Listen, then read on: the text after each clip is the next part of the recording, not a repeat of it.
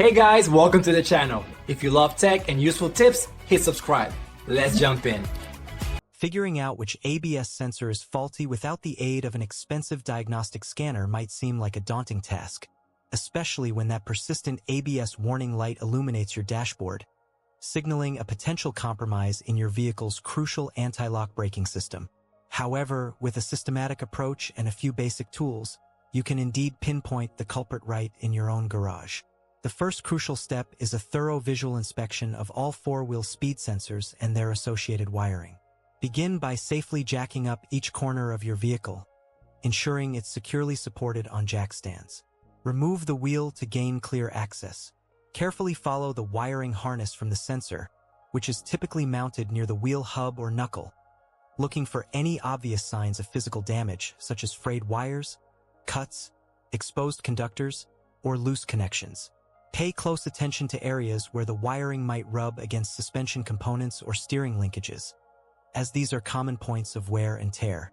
Also, check the sensor itself for any cracks, impact damage, or excessive corrosion. Sometimes, road debris can physically damage a sensor or its tone ring, leading to an intermittent or complete failure. Once the visual inspection is complete for all four wheels, the next step involves using a multimeter, which is your most valuable tool for this diagnosis. You'll be looking for two key readings: resistance and AC voltage. First, disconnect the electrical connector from each ABS sensor. Set your multimeter to measure resistance, typically in the 1K to 20K ohm range. Place the multimeter probes onto the two terminals of the sensor itself. A good inductive ABS sensor will usually show a resistance reading within a specific range, often between 800 and 2000 ohms, though this can vary by manufacturer and sensor type. Crucially, you should compare the readings from all four sensors.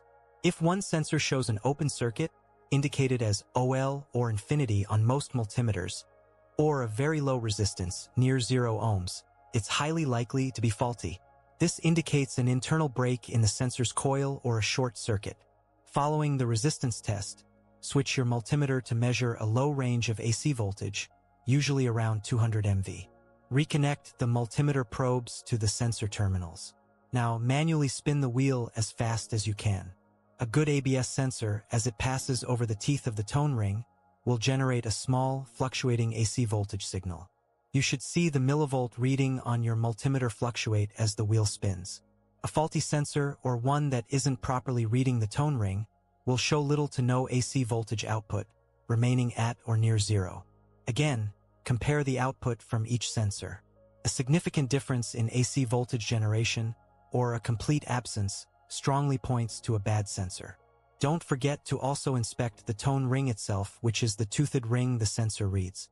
Look for any missing teeth, cracks, excessive rust buildup, or debris lodged between the teeth, as these can also prevent the sensor from generating an accurate signal, even if the sensor itself is electrically sound.